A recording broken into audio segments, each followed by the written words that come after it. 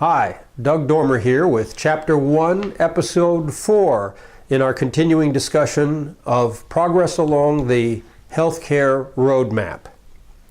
In this episode, I want to talk to you about the barriers that exist, the reasons we have seen such slow progress. So to kind of ground this, I thought we should start by looking at some of the criticisms or barriers or constraints that are pretty common. First of all, a lack of standards. A second would be security and privacy concerns. Also, a lack of confidence in information, particularly for that generated by patients. Next, we might find competitive silos, social stigma, technology without purpose, certainly cost and unfunded mandates. When we hear physicians say that complying with these new workflows adds 90 minutes a day, that is uncompensated. Technology itself is perceived as a barrier for care. Decreases in efficiency, again, different variation on the same themes that we've already seen.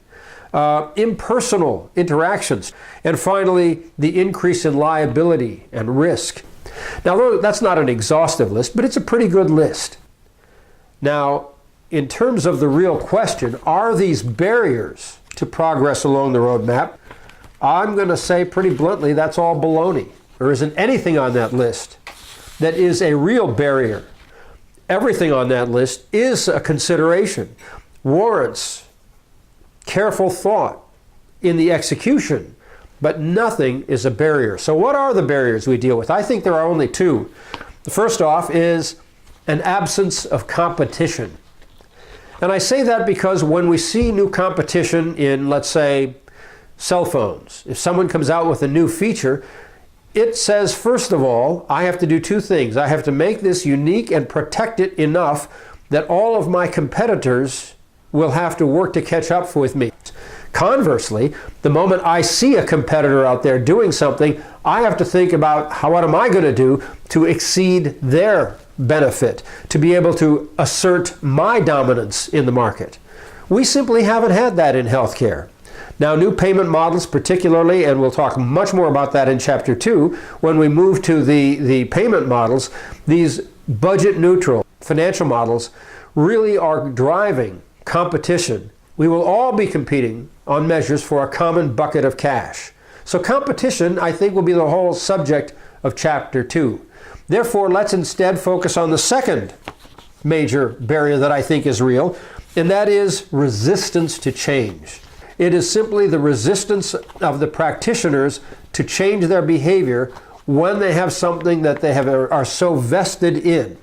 Now, here's something that I wanted us to take a look at. This is called the technology adoption life cycle. This does not come from healthcare at all. It comes from the technology sales in particular world, written initially in a book called the Crossing the Chasm by Jeffrey Moore. The technology adoption life cycle, again, is not healthcare specific, but I think if you work with me for a moment, you'll see that it has a lot of parallels. Looking over here to the right, we would have skeptics in this bell curve. On the right, we would have skeptics. Those are the people who never, ever are going to adopt a new technology. They'd rather take the penalty. And it's not at all necessarily an irrational decision. It might be a practical, reasonable position. Next, we have the conservative majority.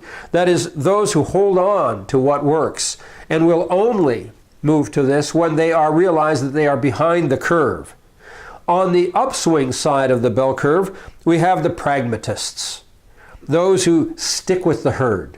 When they see that there is sufficient movement and they see how to implement, then they will come forward. Ahead of them, we have the visionaries, usually in specific niches, those that are showing creative ways of applying a somewhat established technology. Because way over on the left, we have the innovators, those that are on the bleeding edge. I think this is a fairly handy way of looking at where we are. Now, where are we today? I think we're right here. I think we're right here in this area of the chasm, where we're some before it, some in that chasm, and where we are seeing adoption of new technologies and new models, they're fairly specific. What we call, what Jeffrey Moore calls bowling alley models, niches.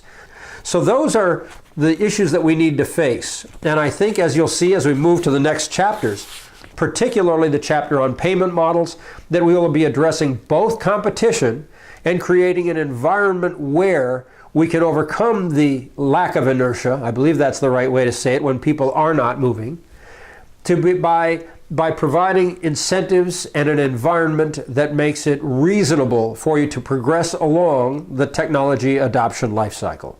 So that's it for today's presentation. Next up, we're going to look at a 4-quadrant model which might help you assess either your organization or the industry as a whole as it progresses down this healthcare roadmap. Thank you. Goodbye.